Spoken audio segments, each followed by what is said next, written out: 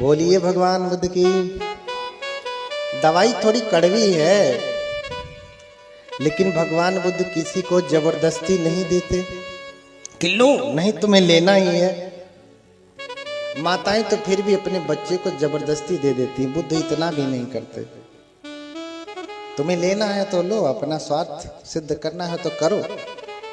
मीठी दवाएं तो बहुत है, खाकर के लोग मर ही रहे हैं, तुम भी मरो। और अगर तुम्हें अमृत होना है तो भगवान की दवाई पियो। चाहूं पियहूं चिर जियहूं सिगालू, अरु खाही मधुर मरी जाऊं अकाल।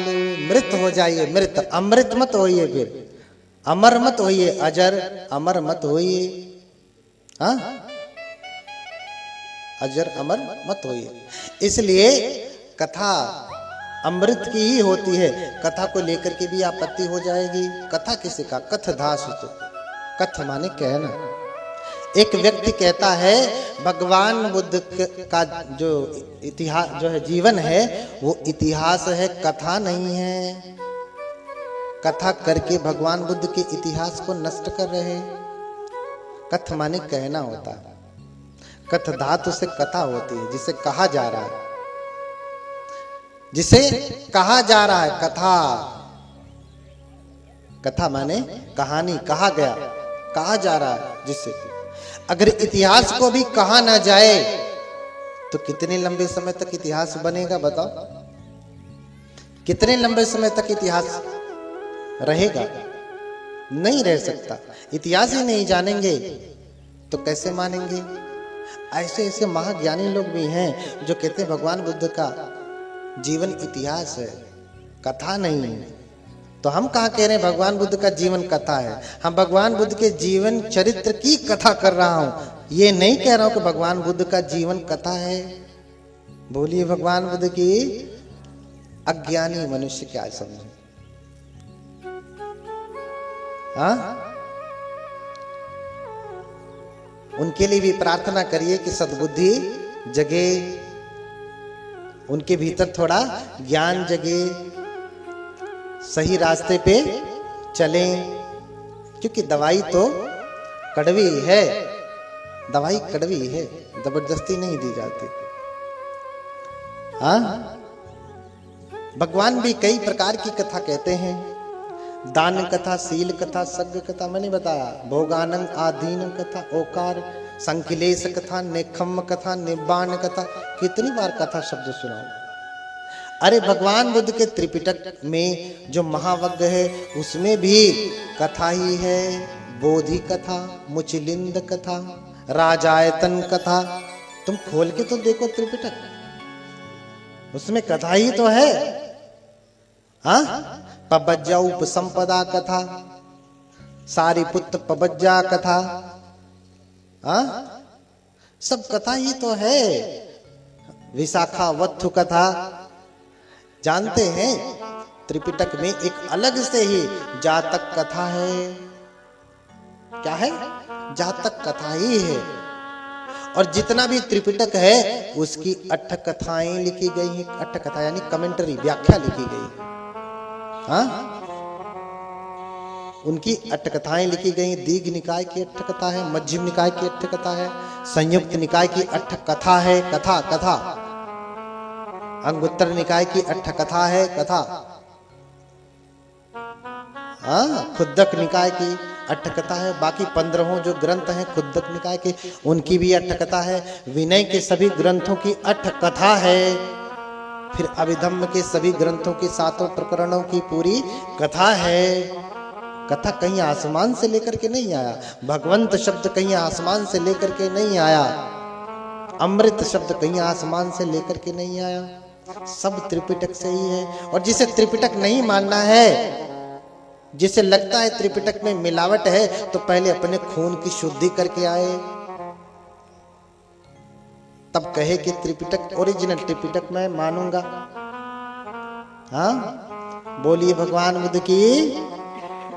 हाँ, बहुत बड़ी बड़ी मिथ्या दृष्टि। अच्छा, ये मैं पहना हूं ना,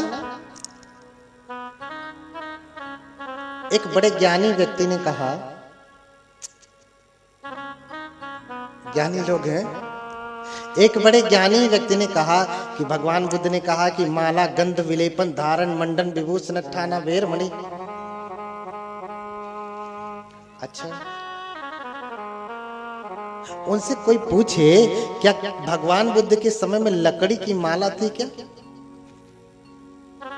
भगवान बुद्ध के समय में लकड़ी की माला थी क्या, जो भगवान बुद्ध मना करते? भगवान बुद्ध के समय में लकड़ी की माला थी क्या, जो भगवान बुद्ध मना करते? नहीं, भगवान बुद्ध के समय में लकड़ी की माला नहीं थी। उस समय ऋषि मुनि फूलों की माला पहनते थे, योगिनियां भी, ऋषाएं भी फूलों की माला पहनती थी। आप देखते होंगे कि ऋषियों की जो पत्नियां हैं, यहाँ फूलों का गजरा बांधी रहती हैं, यहाँ बांधी रहती हैं, जूड़ा में बांधी रहती है ना। उस समय लोग फूलों की माला कहते थे। तो जब हम त्रिपिटक पढ़ेंगे तब तो उसकी व्याख्या मिलेगी। मालाति यं किंचि पुप्फ गंधम। देखो माला की परिभाषा क्या बताएगा। मालाति यं किंचि पुप्फ गंधम, जो कोई भी पुष्प से बना हुआ है वही माला भिक्षुओं के लिए धारण करने योग्य नहीं है। तो कभी किसी ने देखा कि मैंने पुष्प की बनी हुई माला को पहना गले में या हाथ में पहना? पुष्पों की बनी हुई माला, फूलों की बनी हुई माला भगवान बुद्ध पहनने के लिए नहीं कहते। क्यों? क्योंकि लोग पहले, जैसे आज आप डिओड्रेंट इस्तेमाल करते हैं ना, कि शरीर से खुशबू आए। क्या आए? खुशबू, खुशबू, सुगंध आए शरीर से। तो पहले भी जब ऋषि मुनि अपना तप करते थे तो शरीर से खुशबू आए, सुगंधी आए, बदबू ना आए। क्योंकि सुगंधी होती है तो देवतागण आकृष्ट होते हैं, बदबू होती है तो भूत प्रेत, ऐसी मान्यता, आकृष्ट होते हैं। इसलिए फूलों की सुगंध महत्वपूर्ण है। लेकिन बुद्ध ने फूलों की गंध को भी भिक्षुओं के लिए वर्जित किया, फूलों की माला को भी भिक्षुओं के लिए वर्जित किया। भिक्षुओं के लिए वर्जित किया। इसलिए कहा कि जो फूलों की गंध है ना, न पिप्प गंधो पठिवात मेति, न चंदनं तगरं मल्लिकावा, सतंच गंधो पटिवात मेति, सब्बा दिशा सब पुरुषों पवाति। पुष्पों की गंध, भगवान कह रहे हैं पुष्पों की गंध, चाहे चमेली हो, जूही हो, तगर हो, अन्य इत्र जो भी हैं, उनकी गंध किधर जाती है? जिधर हवा चलती है उधर जाती है। इधर हवा बहने लगे तो सेंट लगाए हैं आपने, किधर जाएगा गंध? सुगंधी किधर जाएगी? इधर से हवा आ रही है तो इधर ही जाएगी, इधर से आ रही है तो इधर जाएगी, विपरीत दिशा में नहीं जाएगी। इसलिए बुद्ध कहते हैं ये गंध महत्वपूर्ण नहीं है। योच शीलवंतं गंधो यातु देवेषु उत्तमम्। क्यों? चंदनं तगरं वापि उपलं अथ वस्यकी। चंदन, तगर, उपल और वस्य की, इनकी गंध कहाँ जाती है? यही मनुष्य लोक तक ही, यही महके गया और हवा की दिशा में। लेकिन योच शीलवंतं गंधो वाति देवेषु उत्तमम्। शीलवानों की गंध तो देवताओं तक जाती, देवलोक तक जाती। देवता भी प्रशंसा करते हैं कि ये आदमी बड़ा सुगंधित है। कैसा सुगंधित है? शीलों से सुगंधित है, बड़ा शीलवान है, बड़ा पुण्यवान है। उसके शील का, उसके पुण्य का जो सेंट है, जो गंध है, वो देवताओं तक पहुंच जाती है। इसलिए भगवान ने फूलों की माला को धारण करने के लिए मना किया भिक्षुओं को। बोलिए भगवान बुद्ध की। तो मालाति यं किंचि पुप्फं, बद्धमा बद्धंगवा तन सबंग एव मालाति उच्यति। देखो माला की परिभाषा त्रिपिटक से ही बोल रहा हूं। तो बद्धमा बद्धम, फूलों को लेकर के एक में दूसरे को गूंथ करके ये माला कैसे बनी, एक के बाद दूसरे को बद्धमा बद्धंगा, हाँ, एक दूसरे को दूसरे में गूंथ करके क्या किया गया, ये आकार बनाया गया। पवत्तानंग मेव मालाति उच्यति, एक में दूसरे को गूंथ करके बद्ध किया गया, बांधा गया, और फिर ये जो आकृति बनी उसी को क्या कहते हैं, माला। इस माला को भिक्षुओं को धारण नहीं करना चाहिए। बोलिए भगवान बुद्ध को कि इस माला की बात नहीं कर रहे भगवान, इसमें कोई सुगंधी नहीं, इसमें कोई सुगंधी नहीं है। तो ज्ञानियों के लिए क्या कहा जाए। उन्होंने फोटो डाला हमारा, हाँ ये देखो एक बनते हैं माला गंध वेर मणि, जो भगवान ने पहले ही मना किया कि वह पालन कर रहे हैं और कह रहे हैं कि हम भिक्षु हैं। उनके लिए क्या करना है, बस हाथ जोड़ लेना है कि ऐसे लोगों का दर्शन ना होवे। दुहाई भगवान का, ऐसे लोगों का दर्शन ना होवे। तो किसी ने मुझे गाते हुए भी सुना, मुझसे ज्यादा बढ़िया मेरे बनते छोटे बनते जी को सुना, हाँ, तो कह दिया कि नच गीत वादित कर रहे हैं और कहते हैं हम भिक्षु हैं। अब बताओ हम कथा करने आए, यही मिथ्या दृष्टि इतनी फंसी हुई है, हाँ, इसी से ही ऊपर नहीं उठ रहे। मैं अभिधर्म का उपदेश क्या बताऊं, अभी तो छोटी छोटी चीजों में लेकर के फंसे हूं। मैंने कहा ना कि शब्दों को लेकर के लड़ाई मत करिए। एक शब्द है सत्य, शब्द क्या है, सत्य। अगर किसी हिंदू से पूछा जाए तो बताओ सत्य क्या है, तो क्या बोलेगा, ब्रह्म सत्यम। सत्य क्या है, ब्रह्म। ये उनके धर्म की मान्यता, इसमें कोई हम आपत्ति बुराई निंदा नहीं कर रहे। हमारे धर्म में आएंगे तो हमारा दूसरा कहेगा, भाई अपने धर्म का अलग अलग संविधान है उनका। मुस्लिम के पास जाएंगे तो सत्य कुछ और हो जाएगा, ईसाई के लिए सत्य कुछ और हो जाएगा। शब्द क्या है, सत्य। तो सत्य हिंदू से पूछेंगे तो कहेगा कि ब्रह्म सत्यम, बाकी सब झूठा है, जगत मिथ्या, ब्रह्म ही सत्य है। लेकिन अगर बौद्ध से पूछेंगे, बुद्ध से पूछेंगे तो बुद्ध क्या कहेंगे, पाली में कहेंगे दुखं सत्यम। क्या सत्य है, दुख सत्य है। दुख शब्द क्या है, सत्य। लेकिन सत्य उनके लिए ब्रह्म है, सत्य बौद्धों के लिए दुख है। इसलिए शब्दों को लेकर के लड़ाई न करिए, अर्थ को लेकर के लड़ाई करिए। रास्ता यही है, रास्ता यही है। इसी रास्ते से पकड़ते हुए बौद्ध धर्मानुयायी कहां जाएगा, सारनाथ चला जाएगा। इसी रास्ते को पकड़ करके हिंदू धर्म को मानने वाला काशी विश्वनाथ चला जाएगा।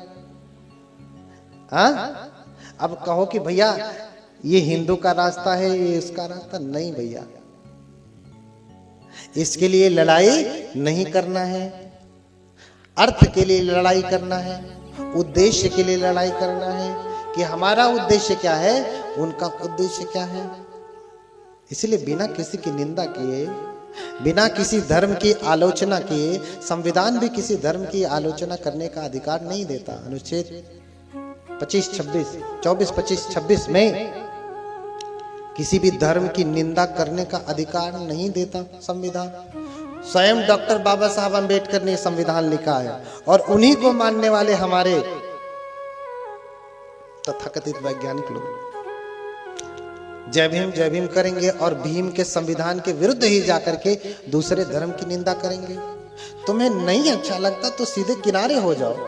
अच्छा ये बताइए, आप किसी दुकान पे जाते हैं, उसकी मिठाई बहुत बकवास होती है, आपने एक बार खा लिया, दोबारा आपको मिठाई लेनी हो तो क्या करते हैं आप उस दुकान की निंदा करते बैठते हैं, अरे वो दुकान वाला बड़ा बदमाश है, बड़ी खराब मिठाई है, ऐसा है वैसा है, कि आप सीधे दुकान ही बदल देते हो? क्या करते हो? मिठाई की दुकान ही बदल देते हैं ना, बिना निंदा किए, बिना आलोचना किए। आपसे कोई पूछता भी है कि अरे हम जा रहे हैं फला दुकान से मिठाई लेने, तो आप क्या कहते हैं? पहले खूब पेट भर गाली दे लेते, फिर कहते हैं कि दूसरी दुकान पे जाओ। ऐसा नहीं, कहते अरे नहीं वहाँ की मिठाई ठीक नहीं, हमें नहीं अच्छी लगती, तुम यहाँ से लेना चाहो, यहाँ की मिठाई अच्छी लगती है। यही कहेंगे ना कि गाली गलौज करेंगे। ऐसे ही जो आपको अच्छा लगता है उसे आप पालन करें, उसे माने। दूसरों की निंदा करने का अधिकार तो हमारा संविधान भी नहीं देता। बोलिए बोधिसत्व बाबा साहब। अमर रहे कहेंगे, लेकिन झगड़ा करेंगे। पहले तो चाहे जो भी कारण रहा, पहले तो आप भी उसी धर्म में थे, पहले आप भी उसी धर्म में थे, चाहे ज्ञान से चाहे अज्ञान से। आज बुद्ध को मानने लगे तो उनको गाली देने लगे। हाँ, पहले आदमी गरीब होता है, गरीब रूखा चावल खाता है, रूखी रोटी खाता है, फिर जब धनवान हो जाता है, 56 भोग आ जाते हैं उसके पास, तो बुद्धिमान व्यक्ति कभी गाली देता, अरे वो क्या दिन थे, बड़ा बुरा था, हाँ मैं जो है सूखी रोटी खाता था, सूखी दाल खाता था, ऐसा गाली देता है? नहीं, ऐसा गाली नहीं देता। चले गए वो दिन और भूल जाता है, बिना गाली दिए वर्तमान में रहता, अब तो मेरा जीवन अच्छा है ना। तो बिना किसी की निंदा किए आप, बिना किसी की निंदा किए आप भगवान बुद्ध के धम्म को माने, क्योंकि भगवान बुद्ध का धर्म करुणा का है, शांति का है, मैत्री का है। और मैत्री कैसी? अपने भाई बंधुओं से, अपने सगे संबंधियों से, अपने जाति बिरादरियों से तो सभी प्रेम करते हैं। क्या इसे मैत्री कहेंगे? इसे मैत्री कहेंगे ना। ये तो स्वार्थ है, मेरा बेटा है, बेटी है, बहन है, इसलिए मान रहे। लेकिन इसे मैत्री नहीं कहेंगे। सच्ची मैत्री तो वो होती है कि जो शत्रु के प्रति भी मित्रता का भाव रखता है। हाँ, मित्रता का भाव रखता है। हाँ, इसलिए भगवान ने कहा कि सबसे मैत्री करें। सयथापि भिक्खवे पियं मनापन्ति स्वामित्यै एवमेव सब्बे सत्ताय में ताय फरतो। हाँ, कि जैसे हम किसी को अपना प्रिय मानते हैं, हमारा पुत्र पुत्री भाई बंधु प्रेमी प्रेमिका जैसे हम प्रिय मानते हैं, ऐसे ही समस्त प्राणियों के प्रति मैत्री करना चाहिए। तो सब अनुकूल न को विपरीता, सब अनुकूल न को विपरीता। वैरी हूँ जानी परहि निज मीता, वैरी हूँ जानी परहि निज मीता। हाँ, क्या कह रहे हैं कि सब अनुकूल न को विपरीता, वैरी हूँ जानी परहि निज मीता। हाँ, तो सब अनुकूल न को विपरीता, सब अनुकूल न को विपरीता। सब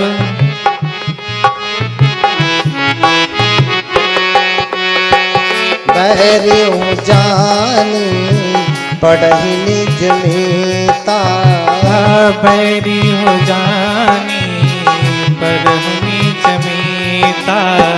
बैरी हूँ जानी परहि निज मीता। बैरी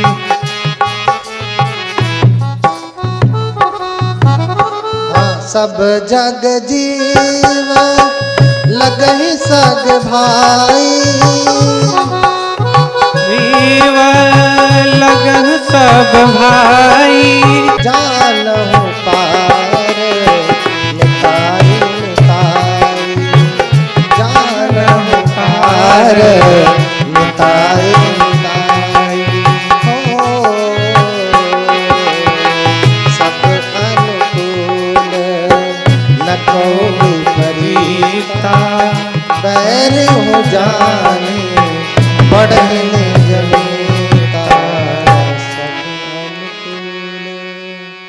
बोलिए भगवान बुद्ध की। तो सब अनुकूल न को विपरीता, कोई हमारा विरोधी न दिखे, सब हमारे क्या लगे, वैरी हूं जान पर ही निज मीता। वैरी भी हमारे मित्र दिखने लगे और सब जग जीव लगे ही सग भाई। संसार के जितने भी जीव हैं आपको अपने भाई की तरह लगने लगे। आजकल का भाई नहीं कि भाई को ही आजकल लोग सूली पे चढ़ा दे रहे हैं। संसार के सभी प्राणी हमारे भाई की तरह लगने लगे तो समझना कि आपकी ये फिर मैत्री है। नच गीत कर रहे हैं और कहते हैं कि बनते हैं तेन पनाहं नचन नचना दिवसीन पवतानं नच गीतम। देखो नच गीत की परिभाषा क्या है कि जो गीत नाचने के लिए नचाने के लिए गाई जाती है वो गीत भिक्षु को नहीं गाना है। अच्छा, ऑर्केस्ट्रा में कौन सा गीत चलता है? कमर हिलाने के लिए, नाचने के लिए, नचाने के लिए। आपको नचाने के लिए गीत गवा रहे हैं? नहीं। और किस प्रकार के लिए, किस प्रकार से नाचना? मयूरादि नचन वसेनाति नच गीतम। मयूर को नाचते हुए देखा है?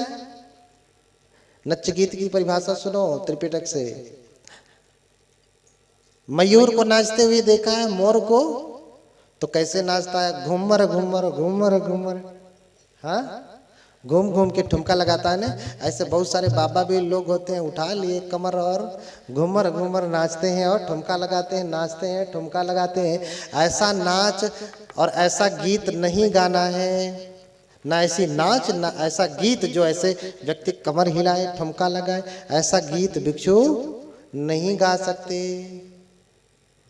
तो आपको ठुमका लगवाया मैंने कभी कि चलो खड़े हो जाओ, थोड़ा ठुमका लगा लो, कमर हिला लो, ऐसा कहा क्या? नहीं। हम तो यही कहते हैं कि समय ऐसा आएगा कमर खुद ही टेढ़ी हो जाएगी। क्यों टेढ़ा करते? कमर खुद ही टेढ़ी हो जाएगी। लेकिन गीत गाने के लिए भगवान ने कहा।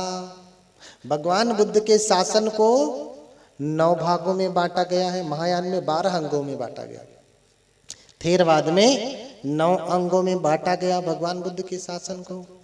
जैसे मैंने कल बताया, परसों एक भिक्षु थे मुझसे शांति उपवन में मिले, बड़े महाथेरो हैं, नाम नहीं लेना चाहता। उनकी दृष्टि बड़ी ही वैज्ञानिक है और प्रवज्ञा के लगभग 60 वर्ष बीत चुके हैं। व्यर्थ का ही बूढ़ा हुए हैं, हाँ, व्यर्थ का ही शरीर बूढ़ा किया। ज्ञान बूढ़ा कर लेते तो पूज्य हो जाते। जहां जाते हैं वहां तिरस्कार करके लोग भगा देते हैं। जहां जाते हैं वहां तिरस्कार करके भगा देते हैं। कई कई जगहों पे तो कुर्सी खींच लेते हैं, बैठने नहीं देते। हाँ, कहते हैं कि तुम जो कथा करते हो उसमें कुछ असली भी होता है कि? बोलिए भगवान बुद्ध की। बनते हमने कहा नहीं, असली हमारा तो नहीं। आप बताएं आपका कितना असली होता है? नहीं नहीं, तुम बताओ, तुम जो कथा करते हो कुछ असली भी होता है इसमें। हमने कहा कि आप जो वचन सुनते हैं, मैं अपना वचन नहीं कहता, उसकी व्याख्या भले अपने मुख से करता हूं, लेकिन पाली के एक एक शब्दों को कहता हूं जो स्वयं भगवान बुद्ध ने कहा है। आपकी तरह से नहीं, आपकी तरह से नहीं कि आपका अपना अकेला ग्रंथ है। तो बोले कहां से करते, कौन सा त्रिपिटक? मैं किसी त्रिपिटक को नहीं मानता। फिर मैंने कहा अच्छा ये बताओ कि भगवान बुद्ध के शासन को कितने भागों में बांटा गया? भगवान बुद्ध के शासन को कितने भागों में बांटा गया? तो कहता है, वो ज्ञानी कहते हैं कि भगवान बुद्ध के शासन से हमें कुछ लेना देना नहीं। हमने हाथ जोड़ लिया कि बनते जी हमें भी आपसे कुछ लेना देना नहीं। जिसे जो बुद्ध के अनुसार प्रवज्जित हुआ है और बुद्ध के शासन को ही नहीं मानता, उसे मैं भी नहीं मानता। मेरी नजर में आप पूज्य नहीं। मैं हाथ जोड़ करके चला आया, हे भगवान दोबारा आपका दर्शन न होवे। बोलिए भगवान बुद्ध की। आप लोग भी यहीं से हाथ जोड़ लीजिए कि उनका दर्शन न होवे। भगवान बुद्ध के शासन को 9 अंगों में बांटा गया है। 9 उसे कहते हैं नवंग सत्थु शासन। शासन शब्द सुनते हैं ना, उत्तर प्रदेश शासन सुनते हैं ना, उसी को भगवान बुद्ध का शासन कहते हैं। ये शब्द तो बाद में आया है ना, जब संविधान बना तब नहीं आया है। बोधिसत्व ने संविधान बनाया तब आया। जाहिर सी बात है उनके ऊपर बुद्ध की वाणी का प्रभाव है। इसलिए बुद्ध शासन को, बुद्ध की शिक्षा को 9 अंगों में बांटा गया। 9 तो संगीत को बता रहा हूं, संगीत को 9 अंगों में बांटा गया। सुत्त, ध्यान से सुनना, फिर से पूछूंगा। सुत्त, गेय, वैयाकरण, गाथा, उदान, इति उत्तक, अभूत धर्म, जातक, निर्देश। हाँ, ध्यान से सुनना। भगवान बुद्ध का ये नवंग सत्व शासन है। तो कुछ उपदेश ऐसे हैं जिनको भगवान ने सूत्रों के रूप में बताया है। सूत्रों के रूप में, सूत्र जैसे कठिन से कठिन सवाल हो, अगर उसे हल करना हो तो क्या लगता है? क्या लगता है? सवाल। हल करना हो तो क्या लगता है? सूत्र। सूत्र गणित का सवाल। ऐसे ही जीवन का सवाल हल करना हो तो क्या लगेगा? सूत्र लगेगा। कौन सा सूत्र लगेगा?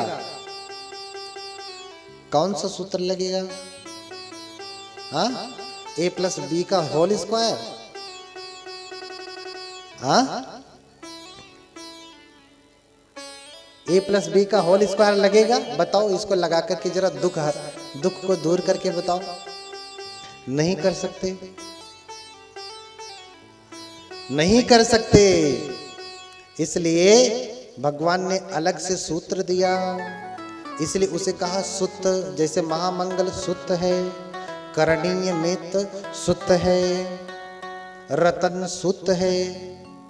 वही सुत्त है जिसका उपदेश भगवान ने वैशाली में किया। जहां पहुंचते ही घनघोर वर्षा होने लगी, महामारी, सूखा और जो अकाल पड़ा था वो सब दूर हो जाता, वो सब कुछ दूर हो जाता। वही सूत्र है। हाँ, वो भी सूत्र है। करणीय में तो एक सूत्र है। जानते हैं उसका उपदेश कब दिया? उस समय जब भिक्षु जन जंगल में जाते थे तो नाना प्रकार की अमानुषी शक्तियां परेशान करती थी। क्या करती थी? परेशान करती थी। अमानुषी शक्तियां, अमानवीय शक्तियां। और जब वो बैठते थे कहीं, चूंकि भंते लोगों के पास एक भिक्षा पात्र होता है, संगाटी होता है, चीवर होता है, जहां साधना के लिए बैठेंगे बगल में पात्र रख देंगे, चीवर रख देंगे, संगाटी रख देंगे। तो जब जंगल में रात्रि होती थी, साधना के लिए बैठते थे, तो पात्र सामने रखा, साधना के लिए बैठ गए, तो जब आंखें खोलते हैं तो पात्र गायब हो जाता था। मेरी बात सुन रहे हैं? बोलिए भगवान बुद्ध की।